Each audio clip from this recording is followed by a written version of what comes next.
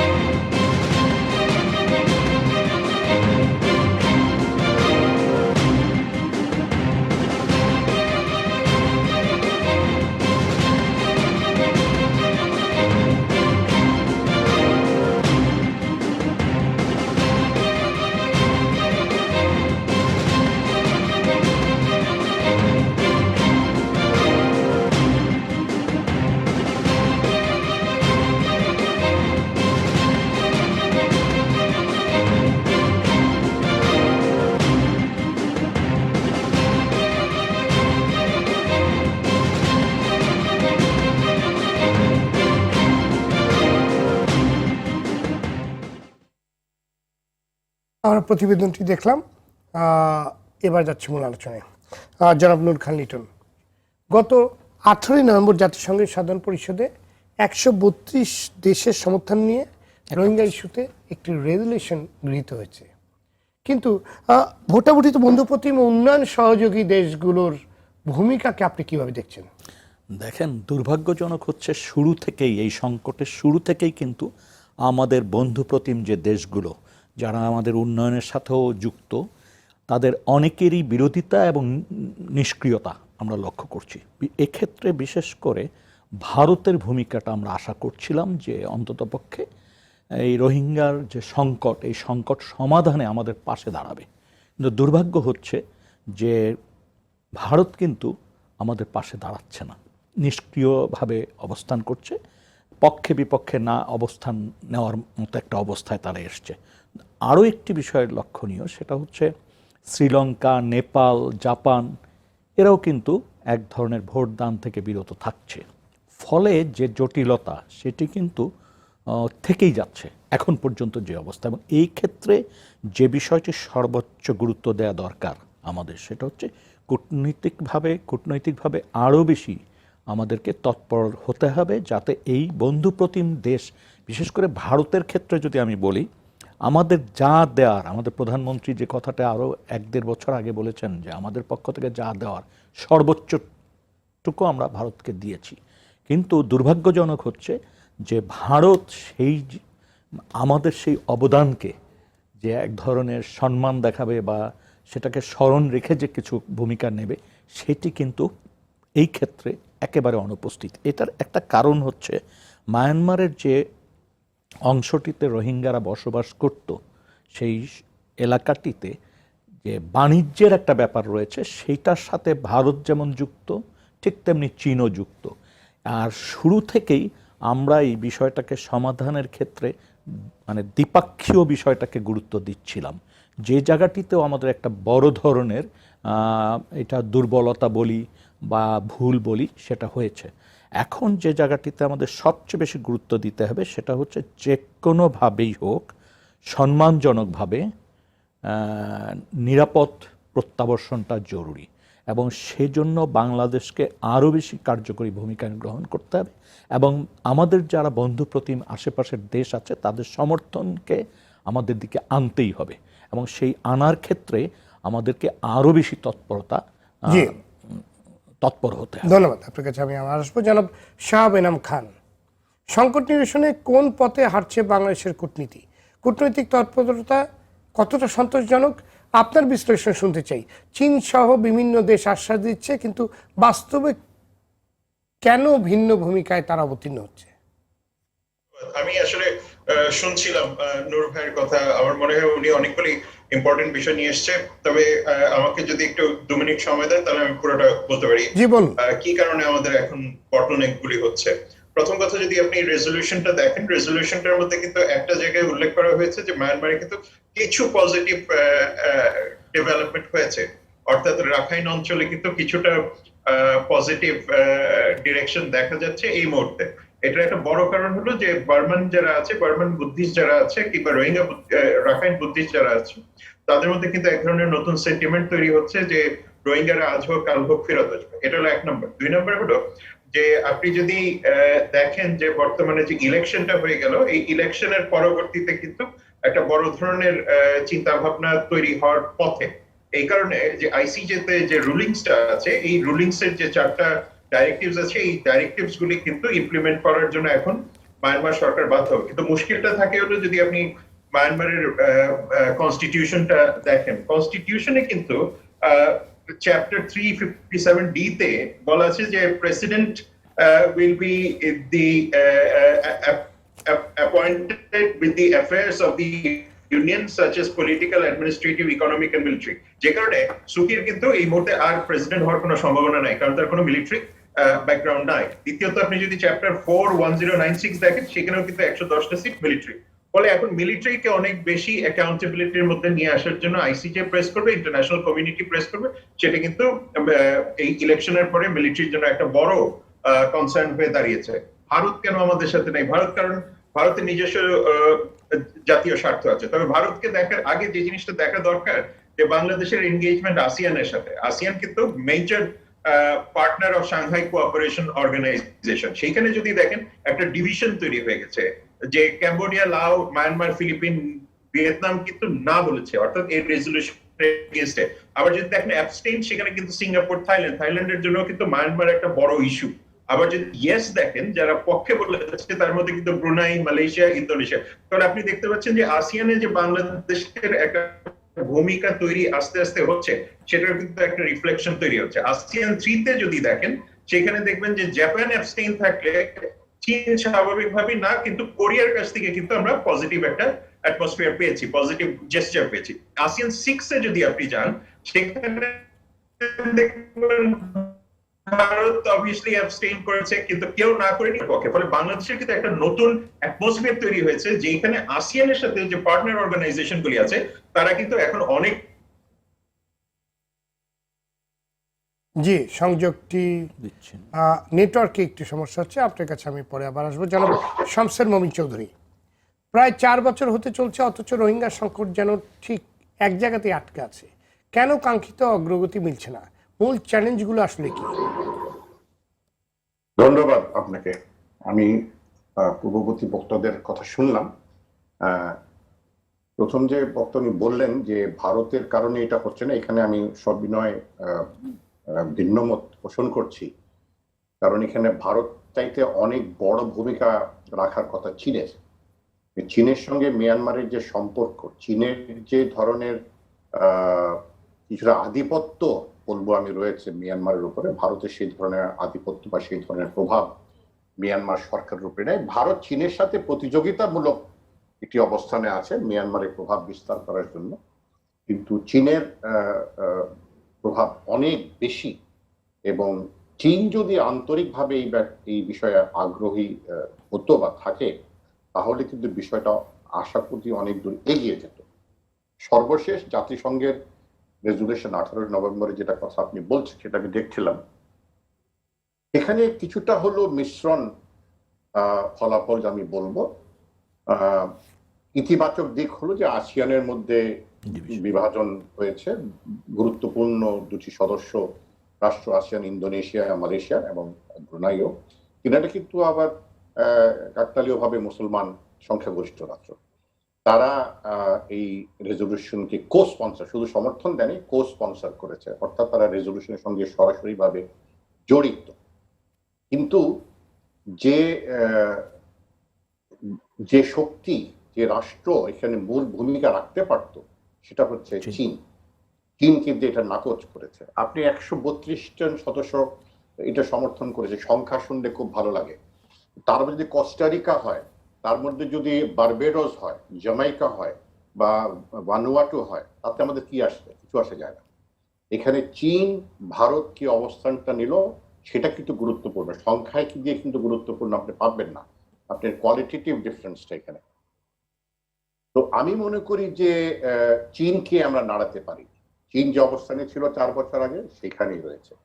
এখন যদি বলি কোথায় আমাদের ত্রুটি হয়েছে বা যদি ত্রুটি হতে পারত, বাংলাদেশের মাননীয় প্রধানমন্ত্রী 2017 সালে জাতিসংঘের সাধারণ সভায় যে শক্ত ভাষণটা দিয়েছেন, খুব জোরালো ভাষায় কিছু 5টি প্রস্তাব উত্থাপন করেছিলেন, তার কোনোটি কিন্তু শেষ পর্যন্ত সরকার সেইভাবে ফলো আপ করেনি বা করতে পারেনি।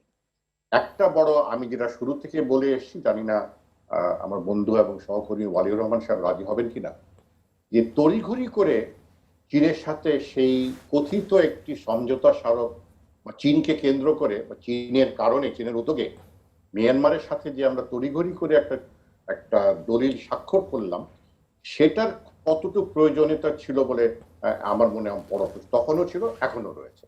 কেন যখনই আপনি রোহিঙ্গা প্রত্যাবাসনের কথাটা সামনে আনেন, তখনই কিন্তু মিয়ানমার সেই দলিলটা তুলে ধরে। আমরা তো বলেছি এটা ব্যাপারে আমরা কিছু করব, 4 বছর হয়ে গেল কিছুই করে। শাহবেলাম খান যে কথাটা বলতে শুরু করেছিল যে মিয়ানমারের আভ্যন্তরীণ প্রশাসনিক কাঠামো বা শাসন ব্যবস্থা, সেটা কিন্তু কোনো পরিবর্তন হয়নি, বরং কিছুটা পিছিয়ে গেছে।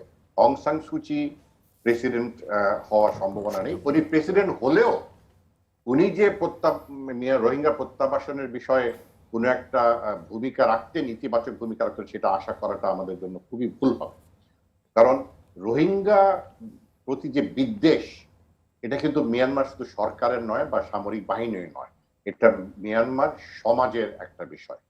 সামাজিকভাবে মিয়ানমারের লোকের রোহিঙ্গাদের প্রতি একটা বিদ্বেষ রয়েছে। তারা সবসময় বলেছে না মুসলিম বেঙ্গলি মুসলিম, দিকে রোহিঙ্গা বলে তারা স্বীকারই করে না।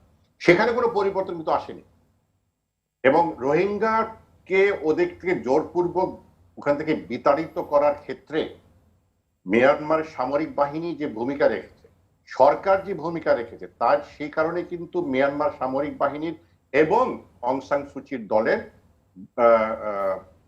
সমর্থন এবং জনপ্রিয়তা অনেকটা বেড়ে গিয়েছে। কারণ মিয়ানমার জনগণ মনে করছে এরাই সঠিক কাজ করেছে, রাখাইন এলাকাকে রোহিঙ্গা মুক্ত শেষ পর্যন্ত আমরা করতে পেরেছি।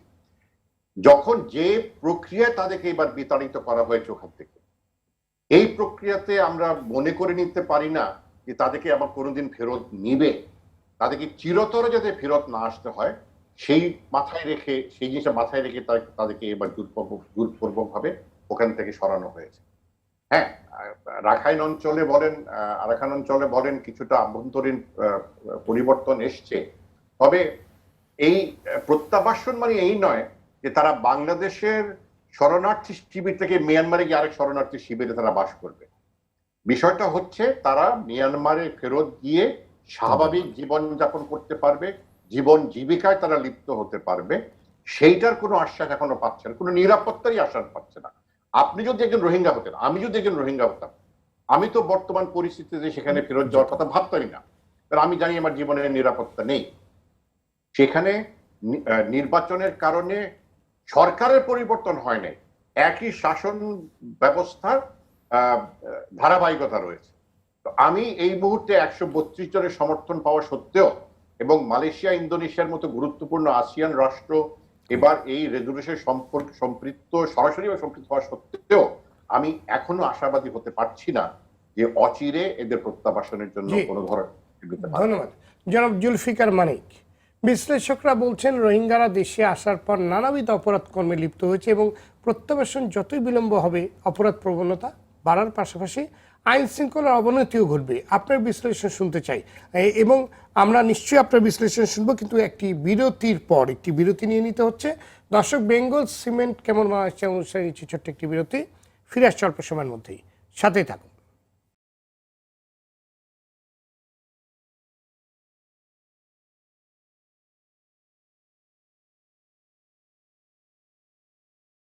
দর্শক, বিরতির পর আবার স্বাগত কেমন বাংলাদেশ অনুষ্ঠানের সঙ্গে আছে মিস্টার আশিক রহমান।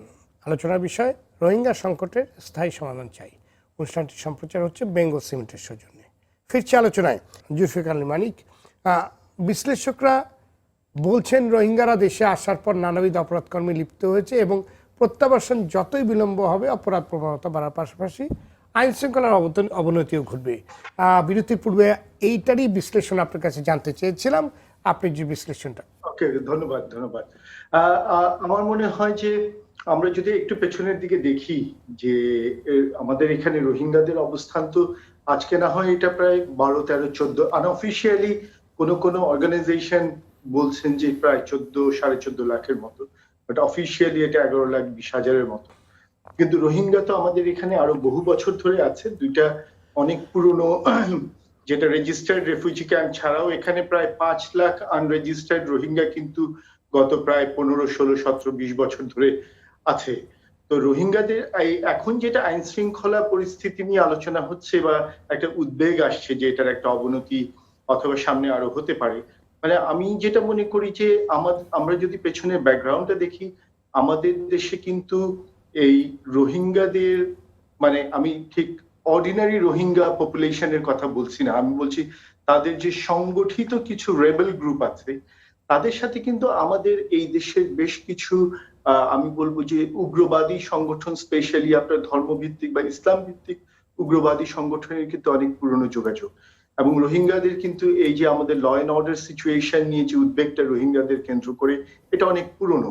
এই যে আপনি যে কিছু অনুষ্ঠানের শুরুতে কিছু পত্রিকার কাটিং দেখিয়েছেন, কিছু সাম্প্রতিক নিউজ, এই যে পাসপোর্ট জাল করা বা আমাদের দেশের পাসপোর্ট নিয়ে বিদেশে যাওয়া, এটা অনেক পুরনো ক্রাইসিস আমাদের এখন হয়তো তারা অনেক এনআইডি কপি করছে বা ফেক এনআইডি বা কোনোভাবে ম্যানেজ করছে।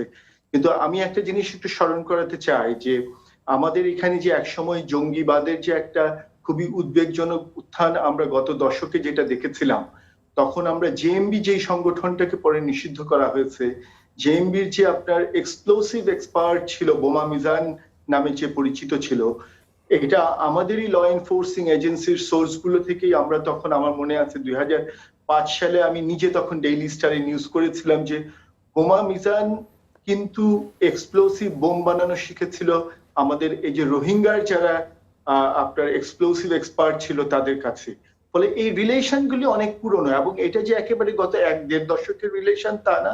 এটা আমি আমার নিজের ইনভেস্টিগেশন বলে এটা প্রায় 3 দশকের বেশি সময় ধরে কিন্তু রোহিঙ্গা রেবেল গ্রুপ যারা আর্ম স্ট্রাগল করেছে তাদের সাথে বাংলাদেশের কিছু ইসলামপন্থী উগ্রবাদী এবং জঙ্গি সংগঠনের অনেক পুরনো রিলেশন।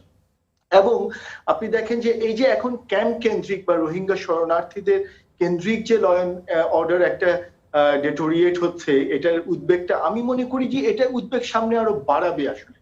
কারণ হচ্ছে আমরা অনেক কিছু নিজেরাও কিন্তু আমাদের দেশের ভেতরে, এই যে দেখেন কতক্ষণ আগে কূটনৈতিক জগৎ নিয়ে আলোচনা করছিলেন এক্সপার্টরা, যে কোন দেশ তার কার স্বার্থ দেখছে, বাংলাদেশের স্বার্থ দেখছে না, রোহিঙ্গাদের স্বার্থ দেখছে না, মানবিক জায়গা দেখছে না। কিন্তু আমার প্রশ্ন হচ্ছে আমরা বাংলাদেশের মানুষ, বাংলাদেশিরা আসলে বাংলাদেশের স্বার্থ ঐক্যবদ্ধভাবে কতটুকু দেখছি সেটাও কিন্তু একটা বড় প্রশ্ন আমাদের সামনে। আমরা কি রোহিঙ্গা ইস্যুতে কখনো বাংলাদেশ পলিটিক্যালি কোনো জাতীয় ঐক্যে পৌঁছাতে পেরেছে? কখনো পৌঁছাতে পারেনি। আমি তো নিজে একদম নিশ্চিত করে বলতে পারি বাংলাদেশের বেশ কিছু রাজনৈতিক সংগঠন বা বেশ কিছু রাজনীতি ডিরেক্টলি করে না বলে দাবি করে এরকম ধর্মভিত্তিক ইসলামপন্থী সংগঠন, তারাও তো চায় না রোহিঙ্গারা বাংলাদেশ ছেড়ে চলে যাক। কারণ সেখানে তাদের ভোট ব্যাংকের ব্যাপার আছে, কারণ সেখানে তাদের নিজের সংগঠনকে, নিজেদের মতবাদকে এগিয়ে নেওয়ার জন্য রোহিঙ্গাদের শক্তিটা তাদের কাজে লাগবে। ফলে আমাদের জাতীয় ঐক্যেরও কিন্তু একটি বড় অভাব আছে, এবং এই ঐক্যের অভাবের জায়গা থেকে যারা রোহিঙ্গা কমিউনিটিকে বাংলাদেশের ভেতরে যে সকল সংগঠন বা গোষ্ঠী নিজের স্বার্থে ব্যবহার করতে চায়, তাদের আশ্রয়ে কিন্তু রোহিঙ্গারাও এখানে যথেষ্ট আরো, এই যে তাদের যে অ্যাগ্রেসিভ মনোভাব, তারাও যে ল এন্ড অর্ডারের জন্য থ্রেট হয়ে উঠছে, সেটার জন্য আমি মনে করি আমাদের সমাজেরও কিন্তু অনেকের এখানে একটি দায় আছে। বিভিন্ন ক্রাইমের পেছনে কিন্তু তাদেরও এখানে পৃষ্ঠপোষকতা বলেন, তাদের ইন্ধন বলেন, তাদের নিজেদের লাভের জায়গাটা তারা দেখছে। ফলে নিজেদেরকে যদি নিজেরা আসলে ওই জায়গাটি ঠিক করতে না পারি, জাতীয় ঐক্য, নিজেদের দায়িত্ব বোধের জায়গাটা, তাইলে কিন্তু শুধু রোহিঙ্গাদের এই জায়গায় একা দোষ দিয়ে হবে না। আমাদের অনেকেই কিন্তু তাদেরকে নিজেদের স্বার্থে, গোষ্ঠীর সাথে তাদেরকে ব্যবহারও করছে। ফলে এখানে একটি বড় ন্যাশনাল ইন্টারেস্ট বোঝার জায়গা আছে। শুধু ইন্টারন্যাশনাল কমিউনিটি তো অবশ্যই তাদের রেসপন্সিবিলিটি আছে, যেটা তারা ফেল করেছে, কিন্তু আমাদের জাতীয় ঐক্যের জায়গায় আমার বরাবরই মনে হয়েছে আমরাও কিন্তু যথেষ্ট দুর্বলতার জায়গাগুলো রেখে দিয়েছি। জি, ধন্যবাদ। জনাব আসিফ মুনির, 2017 সালে জোরে সরেই রোহিঙ্গা প্রত্যাবাসনের কাজ শুরু হয়েছিল, কিসের অভাবে সে উদ্যোগ ব্যর্থ হলো? আপনার বিশ্লেষণ শুনতে চাই।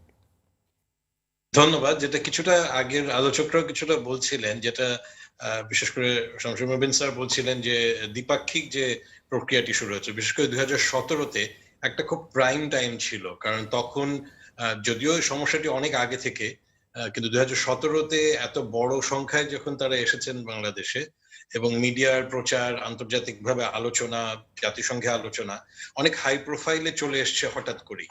ওই রকম হাই প্রোফাইলে যাওয়ার সময় যদি আমরা আন্তর্জাতিকভাবে এটার একটা জোটবদ্ধ হয়ে কাজ করা, কিংবা আঞ্চলিক, এখন যেগুলো কথা আজকেও হলো কিছুটা বিভিন্ন আঞ্চলিক জোট রয়েছে বা ওআইসি, সবগুলো বাদ দিয়ে আমরা প্রথমেই ঝাঁপিয়ে পড়লাম দ্বিপাক্ষিক আলোচনার জায়গায়। এটা কিন্তু জিনিসটাকে একটু স্লো ডাউন করে দিল। এবং এটুকু বিশ্লেষণেরও একটা ব্যাপার আছে যে মিয়ানমারের চরিত্র, মিয়ানমারের সরকার এবং তাদের ব্যবস্থা, যেভাবে তারা মানে শুধুমাত্র রোহিঙ্গা না, ওখানে অন্যান্য যে জাতিগোষ্ঠী আছে তাদের সাথে তাদের কি সম্পর্ক এবং যে টানাপোড়েন গুলো চলছে, এইগুলো বিশ্লেষণ করলে কিন্তু বোঝা যায় যে মায়ানমারের হঠাৎ করে নতুন কোনো চরিত্র তৈরি হয়নি, যে তারা খুব গণতান্ত্রিক। জনাব আসিফ মুনির, আপনি যে কথাটি বললেন যে এই বিষয়টি নিয়ে কিন্তু একদম শুরু থেকেই তখন সবাই কিন্তু হাই হাই করেছে যে যখন মিয়ানমারের এই চরিত্রটা সবাই জানে, এবং তারা যে একটি স্বাভাবিক রাষ্ট্র না সেটাও সবাই জানে, সেটা জানার পরেও হঠাৎ করেই সকল আলোচনার মধ্যে লাভ দিয়ে গিয়ে আমরা দ্বিপাক্ষিক যে চুক্তিটা করলাম, কেনই তাড়াহুড়া করে করলাম, কার স্বার্থে করলাম? সেইটা তো এখন আমাদের পররাষ্ট্রনীতি যারা পরিচালনা করেন, চিন্তা ভাবনা করেন, তারা ভালো বলতে পারবে। কিন্তু যে ব্যাখ্যাটা আমরা শুনেছি সরকারের বাইরে থেকে, যে আমাদের সংবিধানের কথা বলা হচ্ছে, যেখানে আমরা বলেছি যে আমরা বন্ধু প্রতিম দেশের সাথে বন্ধুত্বপূর্ণ সম্পর্ক রাখবো। এমনকি যখন আমরা দেখেছি যে 17-18 এমনকি অতি সম্প্রতিও কয়েক মাস আগেও আমাদের বর্ডারে তাদের সেনা মোতায়েন হয়েছে, আমাদের এয়ার স্পেস করে পার হয়ে তারা চলে এসেছে, আমরা সেটাকে শুধু পর্যবেক্ষণ করে গেছি। তা আমরা অনেক ক্ষেত্রেই শুধু পর্যবেক্ষণ করি এবং বন্ধু প্রতিম দেশের সাথে মিয়ানমারকেও আমরা বন্ধু প্রতিম দেশ ভাবি, কিন্তু দুটি দেশের চরিত্র আলাদা। আমরা যদি মায়ানমারের চরিত্র দেখি, বাংলাদেশে সেটাই বলছি যে আমাদের পররাষ্ট্র নীতি নিয়ে যারা কাজ করছেন, বিশেষ করে রাষ্ট্রীয় ক্ষমতায় বা রাষ্ট্রীয় নীতি নির্ধারণের ক্ষেত্রে, তাদের এই পলিটিক্যাল ডাইনামিক্সটা বিশ্লেষণটা করেই আলোচনাটা বসা বা না বসার। তবে এটাও ঠিক যে সেটা যে এখন পর্যন্ত বাস্তবায়ন হতে পারছে না এবং এটা যে আসলে কার্যকরী হচ্ছে না, এটাও হয়তো সরকার একটা পর্যায়ে স্বীকার করবেন বা করছেন কিছুটা। এই যে রেজলিউশনের কথা আমরা আজকে বলছি, সেক্ষেত্রে কিন্তু একটা ক্লজে আছে যে দ্বিপাক্ষিক প্রক্রিয়াটা সেটা মিয়ানমারের উপরেই চাপানো হচ্ছে, কিন্তু এই দ্বিপাক্ষিক আলোচনা খুব একটা কার্যকরী হয়নি, যে তার মাধ্যমে নট আ সিঙ্গল ওয়ান যেতে পেরেছেন। এই রেজলিউশনের মধ্যে কিন্তু আছে, এবং এই রেজলিউশনের বৈঠকের মধ্যে বাংলাদেশের বর্তমানে যিনি স্থায়ী প্রতিনিধি জাতিসংঘে, তিনি কিন্তু সেখানে উপস্থিত ছিলেন বাংলাদেশের পক্ষে। কাজেই নীতিগতভাবে মনে হয় যে বাংলাদেশও এখন স্বীকার করে নিচ্ছে আসলে দ্বিপাক্ষিক প্রক্রিয়া কোনো কাজে দেয়নি। তো এটা একটা ভুল পদক্ষেপ ছিল, সেটা আশা করি বুঝে আন্তর্জাতিক এবং আঞ্চলিক জায়গাগুলোকে মানে কিছুটা কার্যকরী করার একটা প্রক্রিয়া হয়তো থাকতে হবে ভবিষ্যতে। জি, ধন্যবাদ। জনাব ওয়ালিউর রহমান, শামসুল মবিন চৌধুরী এবং আসিফ মনির যেমনটি বলছিলেন, মিয়ানমারের সঙ্গে দ্বিপাক্ষিক চুক্তি করা একটি বড় ভুল ছিল। আপনার বিশ্লেষণ কি? দ্বিপাক্ষিক চুক্তিটি কতখানি দূরদর্শী হয়েছে বা মিয়ানমারের চরিত্র বিবেচনায় রেখে করা হয়েছে বলে আপনি মনে করেন? ধন্যবাদ। গভীর রাতে শুনছিলাম, শুনতে ভালো লাগছিল, অনেক শিখলাম, জানলাম। জাতিসংঘের যে রেজলিউশনটার কথা বললেন, আমি উত্তর দেব আপনার প্রশ্নের। সেখানে বিশ্লেষণ করলে অনেকগুলোই ব্যাপার উঠে আসে। আমি সেখানে বহুদিন ছিলাম, গেছি বহুবার। সেখানে আমাদের যারা আছেন আলোচক, আমি বলবো যে সবাই কিন্তু জাতিসংঘ নিয়ে যে কথাগুলি বলেছেন, সবাই অলমোস্ট এক কথাই বলেছেন, ঠিক বলেছেন। এবং যে কোন কোন গোষ্ঠী আমাদের পক্ষে দিয়েছে, বিপক্ষে দিয়েছে, এবং কেন দিয়েছে তারও যে বিশ্লেষণ করেছেন যারা, তারা ঠিকই বলেছেন। তো এক্ষেত্রে আপনার প্রশ্নের উত্তর হচ্ছে যে 2017 সালে আমার বন্ধু শামসুল মবিন আমাকে প্রশ্ন করছিলেন যে আমি এগ্রি করবো কিনা। অফকোর্স এটা এগ্রিমেন্টের প্রশ্ন নয়, এটা বাস্তবতার প্রশ্ন। আমি তখনই এটাকে নিয়ে আপত্তি করেছিলাম এবং বেশ কয়েকটা টক শোতে গিয়ে আমি বলেছিলাম, ঠিক 1 সপ্তাহ পরে, যে ইটস এ রং এগ্রিমেন্ট। আমি দ্বিপাক্ষিকের ভিতরে তখন যাইনি, আমি বলেছি এগ্রিমেন্ট ঠিক নয়, যে আন্ডারস্ট্যান্ডিং, একটা কাইন্ড অফ আন্ডারস্ট্যান্ডিং হলো, করা হলো। আমি তখন বলেছিলাম, আমি সেটা কোট করছি, যে যেটা লেখা হয়েছে এই কাগজে, সেই লেখাটা is not worth the piece of paper on which this has been written. এখন আমার মিনিস্ট্রি, ফরেন মিনিস্ট্রি, এবং আমার বন্ধু ফরেন মিনিস্টার কি করে এটাকে তিনি সাইন করলেন আমাদের সরকারের পক্ষে।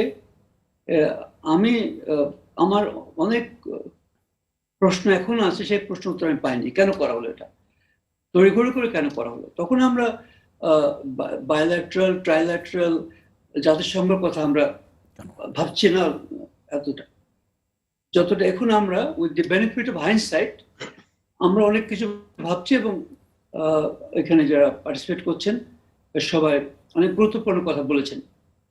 একটা জিনিস যেটা হলো যে যখনই এই রকমের বিতর্ক বা এরকমের আন্তর্জাতিক সমস্যা হয়, এবং আমাদের বোধহয় 1971-এর পরে বাংলাদেশের এরকম কোনো সমস্যা সম্মুখীন আমরা হইনি।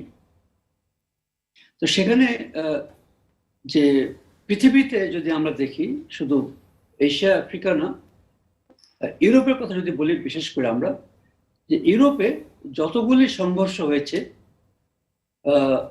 দ্বিতীয় মহাযুদ্ধের আগে, প্রত্যেকটাই কিন্তু শেষ পর্যন্ত, আমি যাব না কে কোন দেশ কে কি করেছে না, সেখানে কিন্তু আপনার যে সব জায়গাতে একটা সংঘবদ্ধভাবে একটা গোষ্ঠী আরেকটা গোষ্ঠীর সাথে কথা বলে সমাধান করেছেন। গোষ্ঠী ভেঙেছে, আবার আরেকটা গোষ্ঠী হয়েছে। এখানেও আমাদের বাংলাদেশ এবং সেখানে আমাদের মিনিস্ট্রি, বিশেষ করে ফরেন মিনিস্ট্রি, তার একটা খুব বড় জোরালো ভূমিকা এখন প্ল্যান করতে হবে। They have to plan out. এই যে মিটিং হয়ে গেল, যাদের সঙ্গে মিটিংয়ে যে অবস্থাটা সবাই বলেছেন, আমি সেটা রিপিট করব না। এইটা নিয়ে বসে তাদের উচিত যে শুধু আমাদের মিনিস্ট্রির ভিতরে না, তাদের উচিত বাইরের থেকেও যারা এই ব্যাপারে আলাপ আলোচনা করেন, লেখাপড়া করেন, তাদেরকে ডেকে নিয়ে একটা জাতীয়ভাবে একটা ন্যাশনাল কনসেনসাস বেসিসে একটা অবস্থা নেওয়া উচিত। এবং তার উপরে বেস করে আমাদের উচিত বিভিন্ন জায়গাতে যাওয়া এবং বিভিন্ন গোষ্ঠীর সঙ্গে যখন কথা উঠেছে, যেমন আসিয়ান, শামসুর মবিন একটা খুব উনি শক্তি দিয়ে শক্ত করে বলেছেন এটা, ASEAN has emerged to be a very important factor for Bangladesh. আমরা এদের সাথে একটা সমঝোতা আসতে পারি, এবং তার জন্য কিন্তু ফরেন মিনিস্ট্রিকে এগোতে হবে, এবং সেই এগোনোটা খুব দ্রুত করতে হবে, এবং একটা পার্টিকুলার গোল নিয়ে এগোতে হবে যে আমরা একটি গোষ্ঠী কিন্তু আমাদের পক্ষে 4-5টা দেশ আমাদের পক্ষে তারা ভোট দিয়েছে। I'm not surprised about Myanmar, about Malaysia, কারণ মাহাথির মোহাম্মদ যেখানে গেছেন সেখানে তিনি আমাদের পক্ষে কথা বলছেন, তিনি নাই। কিন্তু মালয়েশিয়ান পলিসি অন রোহিঙ্গা পরিবর্তন হয় না, এটা একটা বিরাট ব্যাপার। তো Malaysia, Indonesia very big factor. Indonesia is emerging to be a factor যাদেরকে আমরা ব্যবহার করতে পারি ভিজাভি আদার কান্ট্রিজ। না, এখানে সেই দ্বিপাক্ষিক চুক্তিটা যে তখনই আমি বলেছি 1 সপ্তাহের ভিতরে, ইটস এ মিস্টেক। কারণ আমি চুক্তি ঠিক নয়, একটা understanding kind of a thing. আমি পড়ে দেখেছি যে it's I not say betrayal of the country. যে আমার বন্ধু যিনি এটা আবুল হাসান চৌধুরী সাহেব সাইন করেছেন, তিনি সাহস নিয়ে তিনি করেছেন। একজন মুক্তিযোদ্ধা, তিনি আমাদের সাথে তিনিও চাকরি ছেড়েছিলেন পাকিস্তানের সময়, আমরা দুজনেই পাকিস্তান ফরেন সার্ভিসে ছিলাম। তো কাজে তিনি ভেবেচিন্তেই করেছেন, কিন্তু তিনি ভুল করেছেন। সেই ভুলটা আমাদের স্বীকার করা উচিত, অনিটা। এখন জাতিসংঘে ইটসেলফ যে মিটিংটা হয়েছে, যেখানে আমাদের পক্ষে বিপক্ষে গেছেন, ভারত ইজ এ সারপ্রাইজ। তবে ভারতের পররাষ্ট্র সচিব সিংলা সাহেব কালকে একটা পরশুদিন কিছু বলেছেন, কাগজে বেরিয়েছে, যে তারা সবসময় আমাদের সাথে আছে, এবং আই বিলিভ দ্যাট, যে ভারত আমাদের সাথে আছে। কিন্তু কি কারণে তারা এখানে আরো প্রোঅ্যাক্টিভ রোল নিচ্ছে না, সেটা আমাদের খুঁজতে হবে। এবং এই জন্য ভারত আমাদের বন্ধুরাষ্ট্র, এবং ভারতের সঙ্গে আমাদের জনাব অলিউর রহমান, চীন এবং ভারত দুদেশই কিন্তু সবসময় আমাদের সাথে আছে, আমাদের বন্ধু প্রতিম। কিন্তু রোহিঙ্গাদের ক্ষেত্রে যে কিংবা ইস্যুতে যে বড় একটি মানে ভূমিকা রাখার যখনই সুযোগ থাকে, তখনই তাদেরকে আমরা পাশে পাই না, কিংবা ভিন্ন রকম একটি ভূমিকা নিয়ে থাকে। এই ব্যাপারটি আপনি কি বলবেন? এবং গত 3 বছর গেল কেবল প্রত্যাবাসনের আশ্বাসে ভর করে সমস্যার সমাধানের চাবিকাঠি আসলে কার নিয়ন্ত্রণে? আপনার সাথে বোধহয় আমি একমত এ ব্যাপারে। ভারতকে বন্ধু বলছি, আমি এখনো বলছি, কিন্তু মায়ানমারের ব্যাপারে ট্রু যে তাদের ওখানে বড় ইনভেস্টমেন্ট আছে, তাদের সেই একটা বড় হাইওয়ে করছে, পালাদান প্রজেক্ট করছে। না, তাহলে তো বোঝা যাচ্ছে যে আসলে যার যার ব্যক্তি কিংবা যার যার দেশের স্বার্থটাই সেখানে বড়। অ্যাবসলিউটলি তাদের স্বার্থ তারা দেখছে। এখন প্রশ্ন রয়েছে যে আমাদেরকে তাদের সাথে কথা বলে যে আমাদের সমস্যাটা কোথায়। বাংলাদেশের মতো একটা রাষ্ট্র এই প্রায় 12 লক্ষ রেফিউজিকে রাখা, এবং এবারে আপনারা সবাই জানেন যে বাজেটে কিন্তু গতবারে যে টাকা আমরা রেখেছিলাম এদের জন্য, এবারে আরো বেশি টাকা দেওয়া হয়েছে। তো এটা আমাদের জন্য একটা বড়, এটা হলো টাকা পয়সার ব্যাপার। আর কিন্তু আমাদের জন্য একটা বড় সিকিউরিটি প্রবলেম হচ্ছে। আস্তে আস্তে একটা বড়, আমি দেখছি ওইটাও দেখছি, সিকিউরিটি প্রবলেম আছে এখানে। তো সবকিছু মিলিয়ে যেটা বলবো আমি, যে আমাদের একটা গোষ্ঠী তৈরি করতে হবে, 1 নম্বর। 2 নম্বর হচ্ছে যে সেখানে ভারতকে আমাদের আবার এবারে ধরতে হবে একটা হাইয়েস্ট লেভেল, যে look, that's not enough, we need little more from you. আমাদের জন্য এটা একটা বিরাট সমস্যা, আমাদের জন্য 10-12 লক্ষ মানুষ এখানে আমাদেরকে খাওয়াতে হচ্ছে। এবং বলেছেন মনির সাহেব বলেছেন যে আমাদের কত টাকা বিদেশ থেকে এসছে, তারা প্রতিজ্ঞা করছে কিন্তু টাকা আসছে না। এই বছর সবচেয়ে কম এসছে।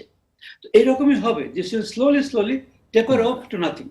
Basically it will be on our lap, it will be on our lap. বাংলাদেশকে দেখতে হবে এটাকে।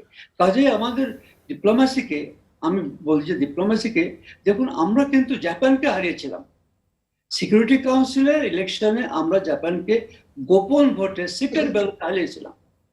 আমরা পারি করতে, সেখানে লিডারশিপ দরকার। যে জাতিসংঘে, বিশেষ পার্টিকুলার জাতিসংঘ, ওখানে যারা ছিলেন আছেন, এবং আমাদের মিনিস্ট্রি ইজ ডুইং। মাননীয় প্রধানমন্ত্রী জাতিসংঘে যে 5টি প্রস্তাব দিয়েছিলেন, সেটা আসলে কতটুকু আমরা ফলো আপ করতে পারলাম? আমি আপনাকে আসছি ওখানে।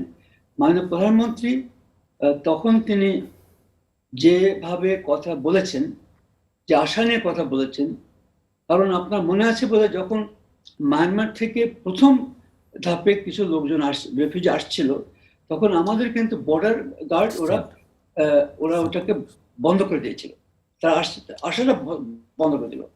এই কথাটা যখন মাননীয় প্রধানমন্ত্রীর কানে গেল, তিনি বললেন যে না, ছেড়ে দাও, কারণ think about 1971, she was right. কারণ 71-এ আমাদের যে কত, মানে 1 কোটি বাংলাদেশিকে ভারত আমাদের থাকা জায়গা দিয়েছে। এবং এটা কিন্তু প্রধানমন্ত্রী সেদিন বললেন যে আমরা কোথায় যেতাম, যে ভারত আমাদের জায়গা না দিত, এখানে তাদেরকে আসতে দাও, তারা চলে যাবে। তিনি অ্যাজ মাদার অফ হিউম্যানিটি যাকে বলা হলো, তিনি ভেবেছেন, ঠিকই ভেবেছেন অ্যাজ এ হিউম্যান বিং, যে ওরা এসছে, ঠিক আছে, আমরা মায়ানমার আমাদের বন্ধু রাষ্ট্র, ওদের সঙ্গে কথা বললে আমরা ওদেরকে বিদায় করে দেবো, যেভাবে আমরা করেছিলাম 1977-এ। 3 লক্ষ রোহিঙ্গা ছিল, আমরা নেগোশিয়েট করে ওদেরকে বিদায় করে দিলাম, চলে গেল তারা ইন 3 months। কিন্তু সিচুয়েশন হ্যাজ চেঞ্জ সিন্স 1977। এখন Myanmar has become a player, kind of A strategic player in this part of the world. এখানে চায়না, রাশিয়া এবং ভারতের ইনভেস্টমেন্ট আছে, আরো আসছে, আরো করছে। এবং নিশ্চয়ই আমরা জানি যে ভারতের সাথে মায়ানমারের একটা বিরাট একটা বর্ডার আছে। সেই বর্ডারে তারা কিন্তু জয়েন্টলি সেই বর্ডারটাকে তারা দেখছে এবং ঠিকঠাক রাখছে। এই সমস্ত ব্যাপার চিন্তা করে আমি বলবো যে ইয়েস, 1 নম্বর যে আমাদের বায়োল্যাটারালিজম ছেড়ে দিতে হবে, এবং 2 নম্বর আমাদের যারা বন্ধু আছেন, বন্ধু রাষ্ট্রকে নিয়ে আমাদের গোষ্ঠী করতে হবে একটা। 3 নম্বর হচ্ছে যে মাননীয় প্রধানমন্ত্রী যখন কথা বলছেন প্রেসিডেন্ট শির সঙ্গে, তাকে আবার তার সঙ্গে কথা বলতে হবে। প্রেসিডেন্ট শি তাকে বলেছিলেন, আমি বলছি, এটা হলো আপনার, আই এম অলমোস্ট কোটিং, যে আপনি যান, প্লিজ গো ব্যাক, এটা leave this problem to me, I will make sure যে মায়ানমার এদেরকে ফেরত নেয়। সেটা ছিল প্রায় 3 বছর আগে, 2.5 বছর আগে। তো এখন আমি আপনার মাধ্যমে এই সুযোগটা পাচ্ছি, আজকে সুযোগ দিয়েছেন আপনারা, যে মাননীয় প্রধানমন্ত্রীকে আমি অনুরোধ করব যে তিনি যেন আবার প্রয়োজন বোধে লং টার্ম ইন্টারেস্টের জন্য, এরা যাবে না, এরা সহজ যাচ্ছে না এখান থেকে। President Xi he holds the key, president Xi is holding the key. কাজে দরকার হলে জি। তাকে চলে যেতে হবে, ধন্যবাদ। তাকে বলতে হবে যে আপনি আমাকে প্রতিজ্ঞা করেছিলেন। আপনার কাছে আমি আবার আসবো। জনাব নূর খান লিটন, অভিযোগ রয়েছে এনজিওদের অতিরিক্ত খবরদারি এবং অতি উৎসাহ ভাষাঞ্চলে রোহিঙ্গা স্থানান্তর করাটাকে প্রলম্বিত করছে কিংবা বিলম্বিত করছে। এনজিওদের এই বিরোধিতার কারণ কি, তাদের উদ্দেশ্য আসলে কি? দেখেন, অতিরিক্ত খবরদারি এই বিষয়টার সাথে আমি একমত না। আর দ্বিতীয় যে বিষয়টি হচ্ছে যে মাননীয় পররাষ্ট্রমন্ত্রী কিন্তু এই শব্দটি ব্যবহার হ্যাঁ, করেছেন। কিন্তু আমি এই জায়গাটিতে একমত নই। দ্বিতীয় যে বিষয়টি হচ্ছে যে ওখানে যাওয়ার বিষয়ে এনজিওর বিরোধিতা আছে কিনা। আমি যতটুকু জানি দুই একটি বিষয়ে কথাবার্তা বলে এনজিওরা বা আন্তর্জাতিক সংস্থাগুলো, সেটা হচ্ছে যে বাস উপযোগী কিনা, পরিবেশগত দিক, ঝড় ঝঞ্ঝা ইত্যাদি বিষয়গুলো নিয়ে যাবে।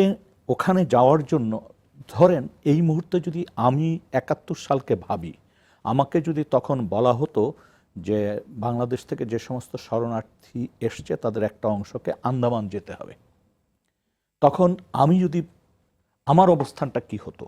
এই ক্ষেত্রে কিন্তু মনে রাখতে হবে যে একটা বিচ্ছিন্ন দ্বীপে একজন মানে একটা অংশ যদি সরিয়ে নিতে চান, তাদের ভিতরে তো প্রতিক্রিয়া হতেই পারে। তাদের মানে মায়ানমারের যে জনগোষ্ঠী আমাদের এখানে আশ্রয় নিয়েছে, বিষয়টা আমাদের ডিল করতে হবে কিন্তু এনজিওর বিষয়টা না, বিষয়টা ডিল করতে হবে এই রোহিঙ্গা জনগোষ্ঠীর সাথেই। এবং তাদের ইচ্ছার উপরই কিন্তু নির্ভর করবে তারা যাবে কি যাবে না। খুব স্বাভাবিকভাবে তারা মনে করতে পারে আমরা দেশে ফিরে যাব এক সময়, আমরা এখন যেখানে আছি খুব নিকটবর্তী এলাকায় আছি। এবং আমরা কিন্তু শুরুতে, আমার মনে আছে আসিফ মুনিরও এখানে আছেন, আমরা কিন্তু দুজনই খুব স্পষ্টভাবে প্রথম দিকে বলেছিলাম যে যতটা সম্ভব বর্ডারের কাছাকাছি এলাকায় তাদেরকে রাখা। সেই সময় কিন্তু এই বিষয়গুলোকে কেউ গুরুত্ব দেননি। আজকে যে বিষয়টা হচ্ছে যে ওখানে নেওয়ার ব্যাপারে যে অভিযোগগুলো ঢালাওভাবে বলা হচ্ছে আন্তর্জাতিক সংস্থা বা এনজিওদের, আসলে এনজিওরা কি রোহিঙ্গা জনগোষ্ঠী যদি যেতে চায় তাদেরকে বাধা দিয়ে রাখতে পারে না। দ্বিতীয় যে বিষয়টি হচ্ছে যে সরকারের তরফ থেকে একটা উদ্যোগ নেওয়া হলো, একটা গ্রুপকে নিয়ে যাওয়া হলো দেখার জন্য। তারা এসে কিন্তু আমাদের তরফ থেকে যে ধারণাটা জন্মিয়েছিল যে তারা এসে মনে হয় ওখানে যাওয়ার পক্ষে জনমত তৈরি করবে। আসলে প্রথমেই আমাদের এই জায়গাটা ভুল হয়েছে যে ওখানে যারা আছে তাদের কিন্তু বিস্তর অভিযোগ, এখনও প্রায় 300-র কাছাকাছি মানুষ কিন্তু মানে এই রোহিঙ্গা কিন্তু ওখানে বাস করে, তাদের কিন্তু অনেক অভিযোগ। এবং সেটার প্রেক্ষিতে যখন ওখানে পরিদর্শন শেষে ফিরে আসছে, তারা কিন্তু ক্যাম্পে এমন কোনো মতামত তৈরি করার চেষ্টা করেনি যে সাধারণ মানুষ যাতে উদ্বুদ্ধ হয়ে বা আস্থা রেখে ওখানে যাবে। আসলে এই কাজটি করার জন্য যে কাজগুলো দরকার, এই যদি ভাষান্তর কেন যে কোনো জায়গায় স্থানান্তরের জন্য যে কার্যক্রম নেওয়া দরকার সরকারের তরফ থেকে, সেটা কিন্তু সেইভাবে নিয়েছে বলে আমার কাছে মনে হয় না। বরং আমরা খুব সস্তা কিছু কথাবার্তা বলে ফেলি, যেমন কথায় কথায় আমরা বলে ফেলি ড্রাগ রিলেশন মানে। কিন্তু দেখেন, আমি যদি প্রশ্ন করি ইয়াবা ব্যবসার সাথে কি শুধুমাত্র রোহিঙ্গারা যুক্ত? আমরা কি একেবারেই ফেরেস্তা তুল্য এই ক্ষেত্রে? আমাদের আশ্রয় প্রশ্রয় ব্যতিকে, আমাদের ব্যবসার ব্যতিকে কি আসলে রোহিঙ্গারা এটা করতে পারতো বা পেরেছিল? এই ঢল নামার আগে কি এই ড্রাগের ব্যবসাটা ছিল না? এই ড্রাগের টাকা দিয়ে কি বাড়িঘর ওখানে তৈরি হয়নি? সব এবং ড্রাগের এই ব্যবসার সাথে জড়িত এমন মানুষদের, এমনকি জনপ্রতিনিধিদের নাম কি স্বরাষ্ট্র মন্ত্রণালয় লিস্টেড ছিল না? ছিল। তাহলে এই জিনিসটাকে আমাদের মনে রাখতে হবে। শুধু ঢালাওভাবে আমরা যাতে রোহিঙ্গাদেরকে দোষারোপ করে, দোষারোপের একটা সংস্কৃতি কিন্তু আমাদের এখানে আছে যে কোনো ব্যাপারে। 71 সালকে আবার একটু আমি স্মরণ করতে চাই। যদি ভারত ওই সময় আমাদের আশ্রয় দিত, এমন একটা সময় আশ্রয় দিয়েছে যখন কিন্তু তার নিজের দেশের ভিতরে একটা বড় ধরনের ক্রাইসিস, তারা রাজনৈতিক ক্রাইসিস তারা মোকাবেলা করছিল নকশালবাড়ি আন্দোলনকে কেন্দ্র করে। তারপরেও কিন্তু তারা আশ্রয় দিয়েছে। তারা কিন্তু ওইখানে জাতীয় নিরাপত্তার কথাটি যেভাবে আজকে সামনে চলে আসছে সেভাবে কিন্তু ভাবেনি। জি, ধন্যবাদ। জনাব শাহ আলম খান, মিয়ানমারের ছলচাতুরিপূর্ণ কূটনৈতিক সমান্তরালে রোহিঙ্গা সংকটের সমাধানে বাংলাদেশ সংশ্লিষ্ট সংস্থাগুলো এবং আন্তর্জাতিক সম্প্রদায়ের ভূমিকা কতখানি সন্তোষজনক বলে মনে করেন? মিয়ানমারের উপর কতটুকু চাপ তৈরি করা গেছে? ধন্যবাদ। আমি নূর ভাইয়ের কথা শুনছিলাম, মানে উনি অত্যন্ত গুরুত্বপূর্ণ একটা কথা বলেছে যে ঢালাও ভাবে আসলে রোহিঙ্গাদেরকে ডেমোনাইজ করা, এটা থেকে সরে আসা দরকার। যেটা উনি খুব ক্লিয়ারলি বললেন যে দেখেন এই যে ইয়াবা তৈরি হচ্ছে, হিউম্যান ট্রাফিকিং হচ্ছে, ইত্যাদি ইত্যাদি ইত্যাদি, এটা কি শুধুমাত্র রোহিঙ্গারা করে কিনা? তো এটার সাথে কিন্তু আমাদের স্থানীয় লোকজনেরও সম্পর্ক আছে, আবার ওদিকে যদি আপনি মায়ানমারের কথা বলেন তাদেরও সম্পর্ক আছে। এগুলির মিডলম্যান বা ফাইন্যান্সিয়াল ট্রানজাকশন যেগুলি হয় সেগুলি কিন্তু খুব বেশি বাংলাদেশে হয় না, মালয়েশিয়াতে হয়, থাইল্যান্ডে হয়, সৌদি আরবে হয়, বিভিন্ন দেশে হয়। সুতরাং এই পুরো প্রক্রিয়াটা যেটাকে আমরা ডেমোনাইজ করি বা যেখানে আমরা হিউম্যান রাইটস অ্যাবিউজ বা ইত্যাদি ইত্যাদি এইসব বিষয়গুলি নিয়ে আসছি, সেখানে শুধুমাত্র যেটা বাংলাদেশের দায়িত্ব কিংবা শুধুমাত্র রোহিঙ্গারাই এটার সাথে জড়িত এইভাবে ভাবার কোনো কারণ নেই।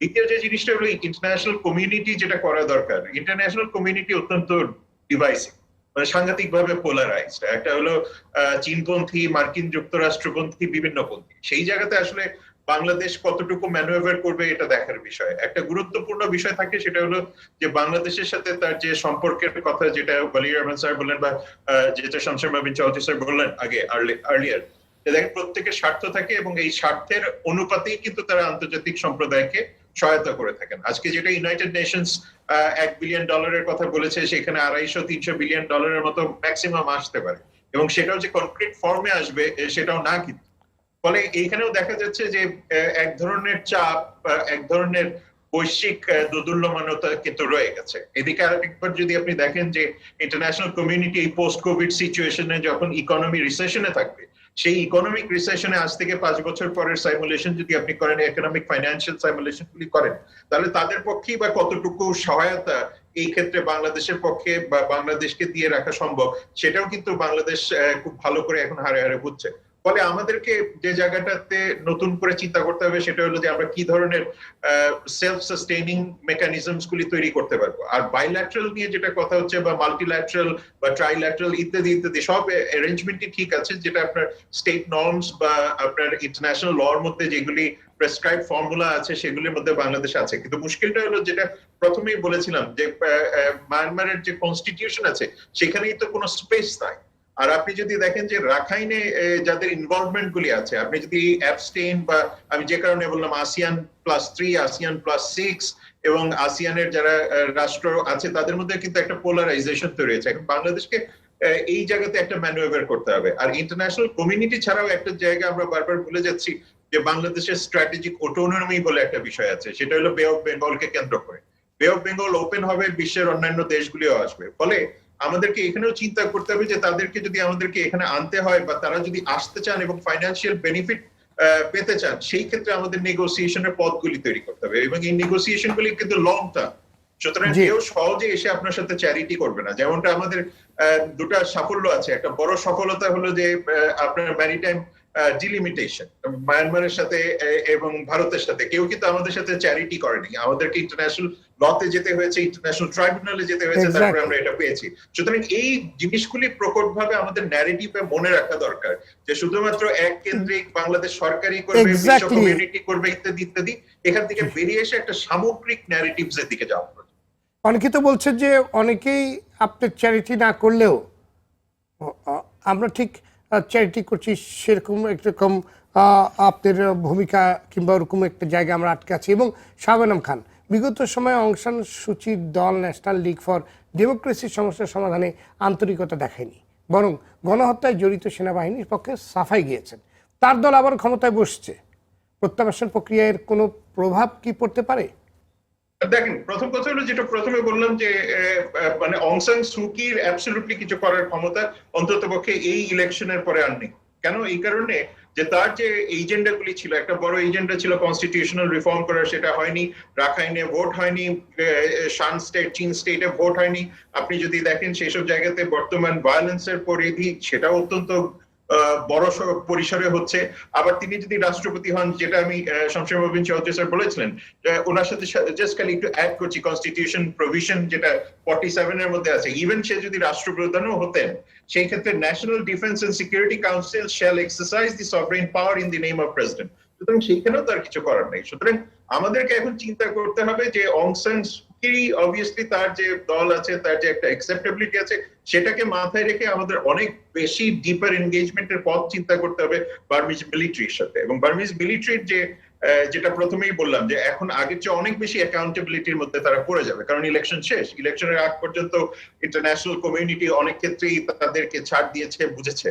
ফলে এখন চীনের জন্য একটা বড় মাথা ব্যথা আছে। কিন্তু সুতরাং এই ক্যাপিটাল গুলি তৈরি হয়েছে, এই ক্যাপিটাল গুলি আমরা কিভাবে ব্যবহার করবো, কতটা তাড়াতাড়ি ব্যবহার করতে পারবো এবং কত দ্রুত ভাবে আমরা এই জায়গাগুলিতে এনগেজ হতে পারবো, সেটার উপরে আমাদের সাফল্য নির্ভর করছে, অন্য কিছুর উপরে না। ধন্যবাদ। কেউ আমাদের সাথে তাদের নিজস্ব জাতীয় স্বার্থে আমাদেরকে ছাড় দিবে না, এটা একদম ক্লিয়ার।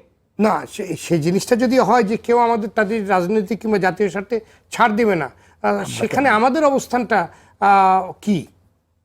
আমাদের অবস্থানটা এখন ক্লিয়ার করার সময় এসছে। যে আমার পূর্ববর্তী বক্তারা যে গুরুত্বপূর্ণ বিষয়গুলি বলে গেছেন, যে বাইল্যাটারাল, ট্রাইল্যাটারাল ইত্যাদি ইত্যাদি, সেই সব জায়গাতে এখন আমাদেরকে চিন্তা করতে হবে যে আমাদের ন্যাশনাল প্ল্যানটা কি হবে, ন্যাশনাল প্ল্যানের এক্সিকিউশনটা কি হবে, আমরা কি ইন্টারন্যাশনাল কমিউনিটির সাথে কতটুকু এনগেজ হবো, কাকে কতটুকু ছাড় দিব। প্রত্যেকেরই কিন্তু বে অফ বেঙ্গল, বাংলাদেশের টেরিটরির উপরে বড় ধরনের ইন্টারেস্ট আছে। সুতরাং আমরা আমাদের ইন্টারেস্টটাকে এক্সারসাইজ করার জন্য আমাদের যে পলিটিক্যাল প্রসেস আছে, আমাদের যে পলিটিক্যাল ইনস্টিটিউশন আছে, সেগুলিকে অনেক বেশি এফেক্টিভ করতে হবে, যোগ্য লোককে আনতে হবে, যোগ্য লোককে বসাতে হবে, এবং সেইভাবে আমরা কিন্তু আগাতে পারবো। এছাড়া যদি আমরা বলি এই যে ঢালাও ভাবে বিভিন্ন রকমের কথাবার্তা, কালকে এটা করবো, আজকে এটা করবো, অমুকে এটা করছে, সেটাতে কিন্তু আসলে খুব বেশি ফলাফল আসবে না। যেটা আসিফ মনি ভাইও কিন্তু বললেন, লিটন খানও বললেন, যে আপনি দেখেন ক্যাম্পের ভিতরে কি হচ্ছে। আপনি যদি ঢাকাতে এসে বসে চিন্তা করেন যে ক্যাম্পের ভিতরে আদতে কি হচ্ছে এবং সেখানে আরসা আছে না আরসা নাই, কে আছে না কে আছে ইত্যাদি বিভিন্ন রকমের ন্যারেটিভ, এটা বলা যাবে তো ওটা বলা যাবে না, ফলে আপনার কিন্তু বাস্তবতার সাথে বারবার কিন্তু আমরা দেখতে পাচ্ছি যে যোগসূত্রতা কমে যাচ্ছে। কারণ আমি ক্যাম্পে বসে বসে কিন্তু দেখি সেখানে যে এক ধরনের অস্থিরতা তৈরি হচ্ছে, ভয় তৈরি হচ্ছে, সেই সাথে কিন্তু ফিরে যাওয়ার তীব্র আকাঙ্ক্ষাটাও রয়ে গেছে। সুতরাং এই তীব্র আকাঙ্ক্ষা যেটা আছে সেটাকেও আমাদের ক্যাপিটালাইজ করতে হবে, এবং যারা এখানে আছেন বা যারা এখানে কাজ করেন, এই ক্যাম্পে কাজ করেন, তাদের প্রতি আমাদেরকে অনেক বেশি শ্রদ্ধাশীল হতে হবে, কোঅপারেটিভ হতে হবে, এবং সবচেয়ে বড় কথা হলো ঢাকা থেকে ওখানে গিয়ে বসে দেখে বুঝে আসতে হবে। জি, ধন্যবাদ। জনাব শামসুল মোমিন চৌধুরী, আমেরিকার নতুন প্রেসিডেন্ট নির্বাচিত হয়েছে জো বাইডেন। মার্কিন নীতির পরিবর্তনের মধ্য দিয়ে ভবিষ্যতে সমস্যার গতিপথ কোন দিকে গড়াতে পারে? জো বাইডেন সরকার যখন আনুষ্ঠানিকভাবে ক্ষমতায় আসীন হবেন আগামী বছর জানুয়ারির 20 তারিখে, তার কিন্তু রোহিঙ্গা বিষয়ে তার কোনো প্রাধান্য পাওয়ার কোনো সুযোগ নেই। তার জন্য অগ্রাধিকার পাবে তাদের আভ্যন্তরীণ বিষয়, সেটা হচ্ছে করোনা ভাইরাস। কারণ করোনা ভাইরাস যেভাবে গ্রাস করেছে সমস্ত যুক্তরাষ্ট্রকে, সেটা থেকে উনি কোনোভাবেই চোখ সরাতে পারবেন না অন্য কোনো দিকে।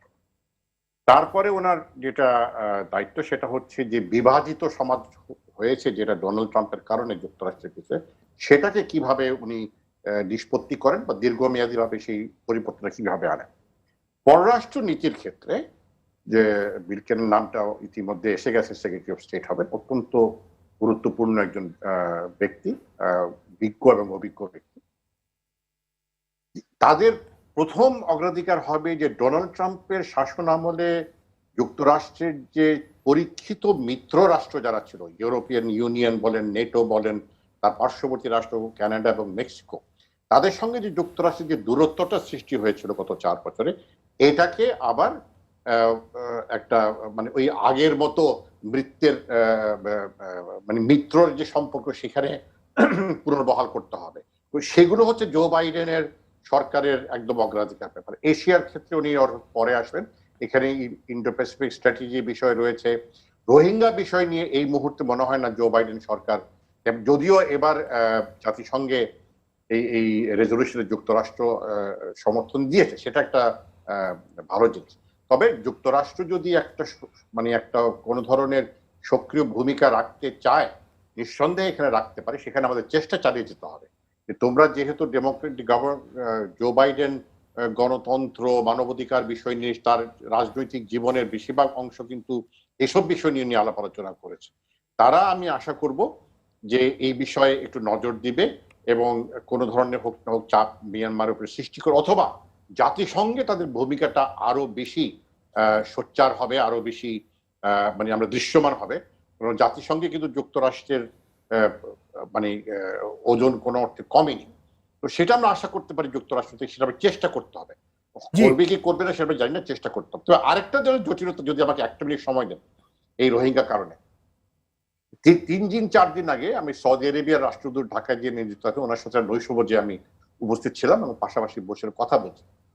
উনি একটা ঘটনা বললেন, এই যে মাঝখানে আপনাদের গণমাধ্যমে শুনেছিলাম 55,000 বাংলাদেশিকে সৌদিরা ফেরত পাঠিয়ে দিতে চাচ্ছে। উনি বলে এই খবরটা সম্পূর্ণ ভুল। আমরা 1200 না 1300-কে ফেরত পাঠাচ্ছি, কারণ তাদের একামা মেয়াদ ফুরিয়ে গেছে। সোজা কথা, এরা বাংলাদেশি পাসপোর্টধারী, এরা পাঠাবে। এই 55,000 যেটা রয়েছে, এদের পাসপোর্টের মেয়াদ ফুরিয়ে গেছে। বাংলাদেশ সরকার এদের পাসপোর্টের মেয়াদ বৃদ্ধি করছে না।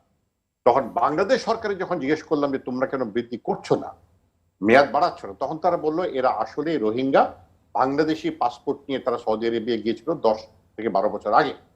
এদেরকে যদি এখন আমরা নতুন করে বাংলাদেশি পাসপোর্ট দেই, তাহলে রোহিঙ্গাদের মধ্যে একটা মানে একটা চিন্তা আসবে যে আমরা হয়তো বাংলাদেশ, তারা হয়তো অবৈধভাবে, নিশ্চয়ই অবৈধভাবে তারা বাংলাদেশি পাসপোর্ট পেয়েছিল দালালদের মাধ্যমে বা দুর্নীতির কারণে। তো এইটা আরেক ধরনের জটিলতা। সৌদি আরবের সরকার বলছে এই 55,000-কে আমরা এখানে, তারা তাদের মেয়াদ, তাদের ইকামা মেয়াদ রয়েছে, তারা পাসপোর্টটা পেলেই তারা কাজ শুরু করতে পারবে। পাসপোর্ট পাচ্ছে না বলে তারা কাজ করতে পারছে না, তাদেরকে আমরা ফেরতও পাঠাতে পারছি না। তো এরা কিন্তু বাংলাদেশে, এরা কিন্তু আসলে রোহিঙ্গা। রোহিঙ্গারা বাংলাদেশের পাসপোর্ট ব্যবহার করে সৌদি আরবেতে গেছে দীর্ঘদিন ধরে। এটা ওয়ালিউর রহমান সাহেব জানেন, উনি এই বিষয়ে নিশ্চয়ই এই বিষয়ে। কিন্তু রোহিঙ্গারা তো নিশ্চয়ই একদিনে মানে এই পরিমাণ মানুষ তো একদিনে আর যায়নি, তারা তো না 55,000 গত 10-12 বছর ধরে গেছে। জি, তো তারা কিভাবে বাংলাদেশি পাসপোর্ট সংগ্রহ করলো?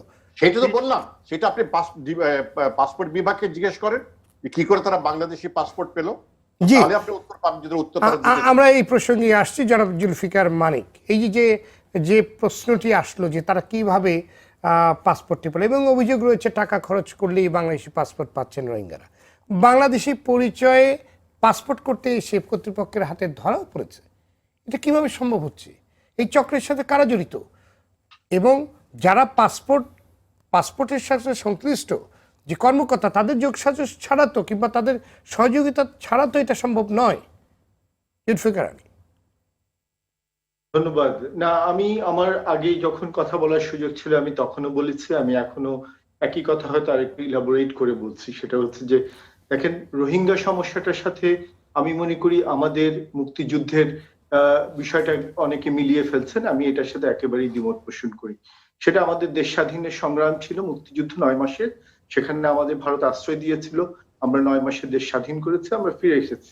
রোহিঙ্গা সমস্যাটা হচ্ছে একেবারে যুগের পর যুগ ধরে চলে আসা একটা সমস্যা, এবং আমাদের দেশেই শুধু রোহিঙ্গারা, রেজিস্টার্ড রোহিঙ্গাই আছে প্রায় 30 বছর ধরে, প্রায় 30 বছর। আনরেজিস্টার্ড রোহিঙ্গাও আছে ঠিক একই মেয়াদে। আমাদের ক্যাম্পে, আমি বলি, আমি নিজে রোহিঙ্গা ক্যাম্পে যাতায়াত করি গত 25 বছর ধরে। আমি যখন বাংলাদেশের এই যে যারা আজকে রোহিঙ্গা এক্সপার্ট নিয়ে কথা বলছেন, মিডিয়ার লোকেরা কথা বলছেন, তারা কখনো যখন রোহিঙ্গা ক্যাম্পে যেতেন না, তখন আমি নিজে রোহিঙ্গা ক্যাম্পে গিয়েছি, আমি দেখেছি। তো আনরেজিস্টার্ড রোহিঙ্গা বলেন আর রেজিস্টার্ড রোহিঙ্গা বলেন, এই যে পাসপোর্টের ঘটনা, এটা এখন না, পাসপোর্টের ঘটনা আপনি দেখবেন 2 দশকেরও বেশি সময় ধরে এই সমস্যা ঘটছে। বাংলাদেশ তো একটি দুর্নীতি সহনশীল এবং দুর্নীতিগ্রস্ত সমাজ। সবাই যে কোনো উপায়ে, যে কোনো ভাবে কিছু টাকা কামাই করে নিতে চায়, সেটা যে কোনো উছিলাই হোক। কেউ এই যে রোহিঙ্গাদের পাসপোর্ট দিয়ে নিচ্ছে, পাসপোর্ট অফিস যে একটি দুর্নীতিগ্রস্ত অফিস, সেটা নতুন কিছু না, এটা অনেক পুরনো ব্যাপার। সেখানে পাসপোর্ট অফিসেরও এক অংশের একটি চক্র থাকে, দালালদের চক্র থাকে। এই যে পাসপোর্ট নেওয়ার জন্য যে পুলিশ ভেরিফিকেশন লাগে, আপনি কেন শুধু পাসপোর্ট অফিসকে অ্যাকাউন্টেবল করছেন? পুলিশ ভেরিফিকেশনে পুলিশ কি রেসপন্সিবিলিটি পালন করছে? সেখানে যে আমাদের জন্ম সনদ লাগে, অর্থাৎ আমাদের বার্থ সার্টিফিকেট, সেখানে যে আমাদের ন্যাশনাল আইডেন্টিটির সনদ লাগে, এগুলি কারা দেয়? দ্য পলিটিক্যাল রিপ্রেজেন্টেটিভ, ইউনিয়ন পরিষদ চেয়ারম্যান। তো এখানে তো পলিটিক্স বলেন, প্রশাসন বলেন, পুলিশ বলেন, পাসপোর্ট অফিস বলেন, এটা একটি দীর্ঘ দুর্নীতির চক্র। এবং এই দুর্নীতির চক্র যে গত 3 বছরে তৈরি হয়েছে তা না, এই দুর্নীতির চক্র এখানে সক্রিয় যুগের পর যুগ ধরে। ফলে আপনি দেখেন যে শুধু পাসপোর্ট নিয়ে দুর্নীতি না, যেই পলিটিক্যাল লিডার সনদটা দিচ্ছে একজন রোহিঙ্গাকে যে সে বাংলাদেশের নাগরিক, সেও তো সেখান থেকে টাকা নিচ্ছে। সে শুধু টাকাই নিচ্ছে না, সে তার পলিটিক্যাল বেনিফিটের জন্য তাদেরকে ব্যবহার করছে। আমি আগেও বলেছি, আমি এখনো বলছি, বাংলাদেশের রোহিঙ্গা ইস্যুতে কখনো জাতীয় ঐক্য গড়ে ওঠেনি বাংলাদেশের স্বার্থ দেখার জন্য, পলিটিক্যালিও না, কোনোভাবেই না। বাংলাদেশ, আমরা সারা ওয়ার্ল্ডকে এখন দুষছি, বাংলাদেশের পলিটিক্স ইজ ডিভাইডেড রোহিঙ্গা ইস্যুতে। বাংলাদেশের পলিটিক্সের এক অংশ রোহিঙ্গাকে ওয়েলকাম করে, বাংলাদেশের পলিটিক্সের আরেক অংশ মনে করে যে রোহিঙ্গাদের চলে যাওয়া উচিত। আমাদের নিজেদের বিভাজন নিজেরা আয়নায় দাঁড়িয়ে সবার আগে দেখা উচিত। আমি এখনো বলছি, আমি আগেও বলেছি, আমি বারবার বলি, বাংলাদেশে যারা ইসলাম ভিত্তিক রাজনীতি করে তারা সবাই চাই বাংলাদেশের রোহিঙ্গারা থাকুক, তাদের আশ্রয় প্রশ্রয় দেওয়ার জন্য তারা তৈরি, কারণ তার রাজনীতির স্বার্থে এই রোহিঙ্গারা কমিউনিটি অত্যন্ত বড় একটি সম্পদ। এই সকল সত্য অস্বীকার করে শুধু ইন্টারন্যাশনাল কমিউনিটিকে ব্লেম করে কিন্তু কোনোদিন সমাধান খোঁজা যাবে না। ইন্টারন্যাশনাল কমিউনিটি যেমন তার রেসপন্সিবিলিটি পালন না করে সে লিপ সার্ভিস দিয়ে গেছে। মিয়ানমার যেটা চেয়েছে রোহিঙ্গাদেরকে ঠেলে দিতে, তারা সাকসেসফুলি ঠেলে দিতে পেরেছে। আর আমরা যেটা চেয়েছি বিভাজিত রাজনীতি এবং বিভাজিত ডিপ্লোমেসিতে, কেউ চেয়েছি রোহিঙ্গা আসুক, কেউ চেয়েছি না। আর যারা পয়সা বানাতে চেয়েছে তারাও রোহিঙ্গাদেরকে তার পয়সা বানানোর একটি টুল হিসেবে ব্যবহার করেছে। সো এটি একটি জটিল সমস্যা, কিন্তু এটাকে একটু সহজভাবে বললে হবে না। কারণ আমি নিজে রোহিঙ্গা ক্যাম্পে গত 25 বছর ধরে যাই, এবং আমি যখন রোহিঙ্গা নিয়ে রিপোর্ট করেছি 15 বছর আগে, আমাকে অনেকে হাসাহাসি করেছে যে রোহিঙ্গা তো কোনো ইস্যু না, তুমি এগুলি নিয়ে কেন রিপোর্ট লেখো। আমি বলেছি রোহিঙ্গা যখন ইস্যু হবে তখন আপনাদের কোথাও ফিরে দাঁড়ানোর জায়গা থাকবে না, তখন কিন্তু আমরা সবকিছু হারাবো। বলে আজকে আমরা যত হাসে খেলে যত আরাম করে কথা বলছি, আমি এখনো বলে দিচ্ছি সামনের দিনগুলো আরো কঠিন। সামনের দিনগুলো এত কঠিন হবে যে কে কিভাবে কি ট্যাকেল করবে সত্যি মুশকিল। আমার দেশের নাগরিক যখন বলে আমি আমার ভূমিতে মাইনরিটি হয়ে যাচ্ছি, রোহিঙ্গারা মেজরিটি হয়ে যাচ্ছে, সেই মাইনরিটি লোকগুলির অস্তিত্ব সেদিন কে আশ্রয় প্রশ্রয় দিয়ে রক্ষা করবে আমরা কি আজকে 20 সালে ভেবে দেখতে পাচ্ছি? তো পাসপোর্ট এখানে আসলে একেবারেই মাইনর ইস্যু। মূল ইস্যু হচ্ছে খুব শেকড়ে পলিটিক্যাল ইন্টারেস্ট, মনিটারি ইন্টারেস্ট, অনেক ধরনের রাজনৈতিক স্বার্থ, গোষ্ঠীগত স্বার্থ, ইন্টারন্যাশনাল ফান্ডেরও স্বার্থ আছে। কারণ হচ্ছে রোহিঙ্গা থাকলে ফান্ড আসবে, সেই ফান্ড যারা ব্যবহার করে তারা চায় না তার ফান্ডের সোর্স কখনো শেষ হয়ে যাক। এখানে অনেক ব্যবসা, আলটিমেট ওয়ার্ড ইজ বাণিজ্য। রোহিঙ্গারা ইন্টারন্যাশনাল, ন্যাশনালি, রিজিয়নালি একটি ট্রেডের একটি উপাদান হয়ে গেছে। এই ট্রেডের সব বেনিফিশিয়ারিরা এই ক্রাইসিস জিয়ে রাখতে চায়। আর আমাদের মতো কিছু বোকা লোক মানবিকভাবে খালি এটার সমাধান চাই, যে সমাধান সত্যি আমার কাছে মনে হচ্ছে এখন একটি অসম্ভব জায়গায় চলে গিয়েছে। ধন্যবাদ জনাব আসিফ মুনির। যে কথাটি বললেন জুলফিকার মানিক, যে এই সমাধানটা একরকম অসম্ভব জায়গায় চলে গেছে, এই ব্যাপারে আপনার বিশ্লেষণ, এত জটিলতার মধ্যে আসলে আমরা কিভাবে মানে এই রোহিঙ্গা সমস্যার সমাধানটা করতে পারি, এবং জাতিসংঘ সহ আন্তর্জাতিক মানবাধিকার সংগঠনে যে আর্থিক সহায়তার প্রতিশ্রুতি দিয়েছিল তা ক্রমেই কিন্তু কমছে, মানে আমাদের উপরে আরেকটি চাপ নতুনভাবে তৈরি হচ্ছে। ভবিষ্যতে কি ধরনের প্রভাব পড়তে পারে? এটা মানিক যেটা বলছে সেটার সাথে আমি একমত, যে আমাদের যদি ওই জাতীয় ঐক্যের জায়গাটা, এবং আমরা যদি দেশের ভালো, দেশের স্বার্থ এবং মানে দেশপ্রেমের জায়গাটাকে আরো আস্তে আস্তে বড় করতে না পারি। কারণ এই যে দুর্নীতিগ্রস্ত দেশের কথা, এখন যখন আন্তর্জাতিক কোনো সংস্থা মানবাধিকার লঙ্ঘনের কথা বলে, দুর্নীতির কথা বলে, তখন আমরা পাল্টা অন্তত রাষ্ট্রীয় ভাষণ হিসেবে দেওয়া হয় যে এটা অতিরঞ্জিত বলা হচ্ছে। কিন্তু আমরা তো নিজেরা এই দেশে বাস করি, আমরা তো জানি যে কত রকম দুর্নীতি হয়, এবং সেটা শুধু কক্সবাজার বলে না, সর্বত্রই হয়। এবং সেটার এক ধরনের একটা ম্যানিফেস্টেশন কক্সবাজারে হচ্ছে রোহিঙ্গাদের ক্ষেত্রে বা ওভারঅল কক্সবাজারের ক্ষেত্রে। কিন্তু সারা দেশেই তো এই জিনিসগুলো আছে। পাসপোর্টের কথা বলা হচ্ছে, অন্যান্য বিভিন্ন রকম সনদ, যেগুলো অফিসিয়াল ডকুমেন্ট পাওয়ার কথা, সেগুলো পয়সা দিলে নকল পাওয়া যায় বা এগুলো বিভিন্নভাবে নকল হয়। মানুষের মধ্যে মানে চারিত্রিক একটা দোষ তৈরি হয়ে গিয়েছে। হয়তো জেনারেলাইজ করে বলছি, হয়তো সবাই না, অনেকের মধ্যে ভালো মানুষও আছে, সরকারি কর্মকর্তাদের মধ্যেও ভালো মানুষ আছে, কিন্তু তারা অনেক সময় সেই জায়গাটা পান না যেটা অন্যরা দুর্নীতিগ্রস্তরা নিয়ে নেয়।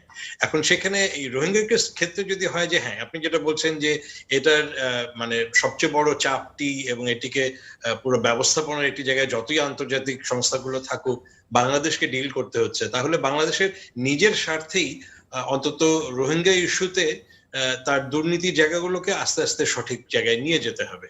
এখন এই যে ভাষান্তরের ব্যাপারে শুধুই দোষ দেওয়া হচ্ছে অন্যান্য সংস্থার ক্ষেত্রে, কিন্তু এখানে এখন পর্যন্ত সরকারি উদ্যোগ বেসরকারি ভাবে চেষ্টা করে রোহিঙ্গাদের মধ্যে কোনো প্রতিনিধিত্ব তৈরি করা হয়নি। লিটন ভাই এটা খুব ভালোভাবেই জানেন যে এখানে যখন প্রতিনিধিত্ব তৈরির চেষ্টা হয়েছে, আমাদের ইন্টেলিজেন্স এজেন্সিগুলো সেগুলোকে ভেঙে দিয়েছে, সেটাকে একটা নেগেটিভ ভাবে দেখা হয়েছে।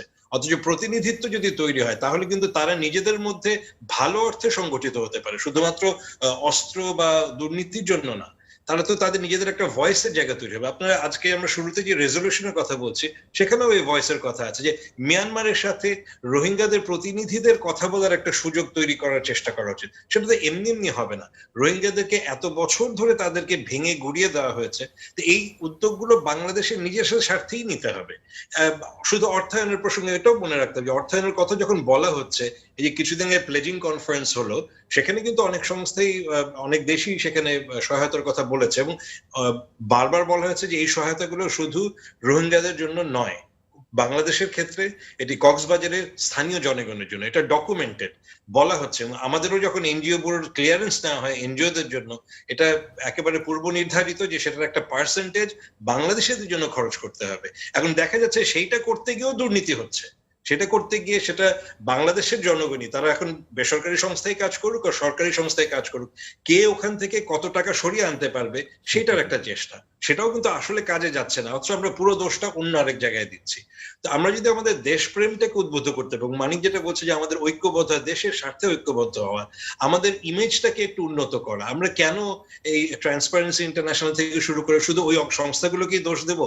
আমরা বাংলাদেশি, আমরা বুঝি না যে বাংলাদেশ কতটা দুর্নীতির মধ্যে আছে? আমি ছোট্ট একটা কথা লাস্টে একটু বলি, যে পাসপোর্টের কথা যেটা বলা হচ্ছে, পাসপোর্ট আগে ছিল এক সময় গলা কাটা পাসপোর্টের ব্যাপার, হাতে লেখা পাসপোর্ট, এখন তো মেশিন রিডেবল বলা হচ্ছে, মানে হায়ার লেভেল টেকনোলজি। আমরা এরপরে শুনছি যে ই পাসপোর্টও আসবে, কিন্তু সেইখানেও দুর্নীতি হচ্ছে কিভাবে? মেশিন রিডেবল পাসপোর্টের আমরা এর আগে দেখেছি জালিয়াতি কিরকম, মেশিন থেকে ঠিকই বের হচ্ছে, কিন্তু ওই মেশিনে যেটা খুব সিকিউরড একটি জায়গা, ওটা সিকিউরড জায়গা নয়, ওখান থেকে 1000-2000 করে মাঝে মাঝে পাসপোর্ট সিরিয়াল নাম্বার অনুযায়ী গায়েব হয়ে যায়। তো এত টেকনোলজি, হাই টেকনোলজি, আমরা বলছি ডিজিটাল বাংলাদেশ, কিন্তু তার মধ্যে আমরা দুর্নীতি করছি। জি, ধন্যবাদ। এটা নিজেদেরকে ঠিক হতে হবে। তো ধন্যবাদ। আমাদের আলোচনা একদম শেষ পর্যায়ে। জনাব ওয়ালিউর রহমান, এখন আমাদের করণীয় কি? বাংলাদেশের কূটনীতিতে মিয়ানমারের প্রতি দৃষ্টিভঙ্গি কি, সংক্ষেপে যদি বলেন। ধন্যবাদ। Thank you. আমি যে কথা বলছিলাম আমার প্রথম ইন্টারভেনশনে, আমি সেখানেই ফিরে যাব। তো তার সাথে আমি একটা জিনিস অ্যাড করবো, সেটা হচ্ছে যে যেটা শমশের চৌধুরী সাহেব বলেছেন, যে মার্কিন যুক্তরাষ্ট্রের যে নির্বাচন হলো, president Joe Biden, president elect, তিনি কিন্তু তার যতদিন সিনেটে ছিলেন 25 বছর, ততদিন তিনি সবসময় একটা বড় হিউম্যান রাইটস এর উদ্যোক্তা হিসেবে তিনি কাজ করেছেন, সমস্ত ক্ষেত্রে, সারা পৃথিবীর জন্য। তো নাও আমার মনে হয় যে এদিকে যিনি পররাষ্ট্র মন্ত্রী হচ্ছেন, he is a relatively young guy, এবং many of us know him personally. Shamsher Mobin Chowdhury will know him also. তার নতুন ন্যাশনাল সিকিউরিটি কাউন্সিল অ্যাডভাইজার হচ্ছেন, নতুন অ্যাম্বাসেডর টু দি ইউএন হচ্ছেন, আজকে অ্যানাউন্স করলো। তো তাদেরকে যদি আমরা ধরতে পারি, বোঝাতে পারি, আমার মনে হয় যে তারা শুধু সিকিউরিটি কাউন্সিলে আমাদের পক্ষে ভোট দিয়েছে, এবং তারা আমাদের রেজলিউশনকে সিকিউরিটি কাউন্সিলে স্পন্সর করেছে যখন ট্রাম্প সাহেব ছিলেন প্রেসিডেন্ট। কাজে এখন তারা আমার মনে হয় যে আরো বেশি কিছু করবেন আমাদের জন্য। এবং আমেরিকাকে যদি আমরা, মার্কিন যুক্তরাষ্ট্রকে যদি আমরা কাছে নিয়ে এসে এই ব্যাপারে আরো সোচ্চার করতে পারি বর্তমান অবস্থাতে, তাহলে আমার মনে হয় আমরা সেখানে ভারতকেও নিয়ে আসতে পারবো। কারণ ভারতের সঙ্গে মার্কিন যুক্তরাষ্ট্র বড় একটা চুক্তি হয়েছে, আরো হবে। সেখানে আমরা ভারতকে এটা আন্তর্জাতিক রিলেশনসের ক্ষেত্রে এরকম হয় যে ভারত আমাদের বন্ধু, কিন্তু হয়তো ঠিক যে গ্র্যাভিটি অফ দি প্রবলেম, যেটা যে আমাদের জন্য তথা সমগ্র এই এরিয়ার জন্য এটা একটা নিরাপত্তা সমস্যা হতে পারে আমাদের আগামীতে। সেটা দিক দিয়ে সেটা বুঝিয়ে ভারত এবং মার্কিন যুক্তরাষ্ট্রকে যদি আমরা আরো অ্যাক্টিভেট করতে পারি, আমার মনে হয় যে আমরা পারবো। আমি অপটিমিস্টিক যে মার্কিন যুক্তরাষ্ট্রকে আমরা এবারে কাছে টানতে পারবো আরো। তারা শুধু কো-স্পন্সরই করবে না, তারা ভোট দেবে না, তারা একটা এক্সট্রা মাইল তারা যাবে।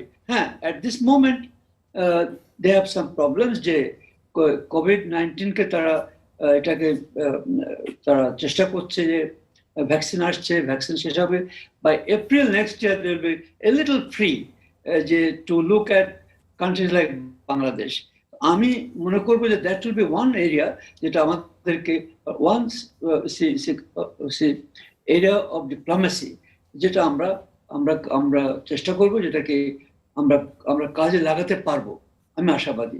এবং তাহলে আমরা চীনকেও আমরা আনতে পারবো, কারণ চীনের সঙ্গে কিন্তু প্রেসিডেন্ট ইলেক্ট জো বাইডেন বলছেন যে তারা ওখানে, এবং আজকে আপনারা খেয়াল করেছেন যে যে হেনরি কিসিঞ্জার কিছু অ্যাডভাইস দিয়েছেন নতুন প্রেসিডেন্ট ইলেক্টকে, যে চায়নার সঙ্গে কিভাবে এগোতে হবে।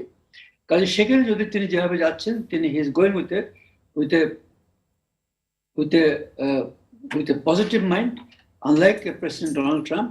কাজে আমি আশা করবো যে চায়নাকেও যদি একটু শান্ত করতে পারে আমেরিকা, তাহলে আমরা তাদের সাহায্য পাবো। আমরা সব মিলে আই এম অপটিমিস্টিক যে আমরা দেখতে পারবো ওদের ভবিষ্যতে। জি, ধন্যবাদ সবাইকে আজকে আলোচনায় যোগ দেওয়ার জন্য।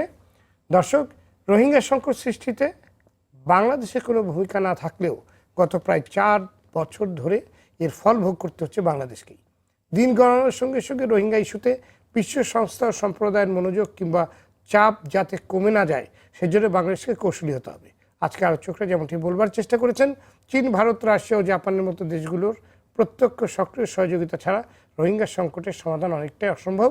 সুতরাং এই দেশগুলোকে আন্তর্জাতিক ও বহুপাক্ষিক ফোরামে বাংলাদেশের পক্ষে রাখতে কূটনৈতিক তৎপরতা বাড়াতে হবে। রোহিঙ্গারা যাতে বাংলাদেশি পাসপোর্টে বিদেশে যেতে না পারে সে ব্যাপারে সর্বোচ্চ সতর্কতা অবলম্বন করতে হবে। অবৈধভাবে যারা রোহিঙ্গাদের হাতে জাতীয় পরিচয়পত্র তুলে দিচ্ছে তাদের চিহ্নিত করে আইনের আওতায় আনতে হবে। রোহিঙ্গা সংকটের সমাধান না হওয়া পর্যন্ত জাতিসংঘ সহ আন্তর্জাতিক সংস্থাগুলো যাতে আর্থিক সহযোগিতা অব্যাহত রাখে তা নিশ্চিত করতে চাপ প্রয়োগের কৌশল নিতে হবে। দর্শক, আজ এ পর্যন্তই। আগামী সপ্তাহে আবারও ফিরে আসবো আমি সৈয়দ আশিক রহমান। সে পর্যন্ত সবাই ভালো থাকুন, সুস্থ থাকুন। সঙ্গে থাকার জন্য ধন্যবাদ।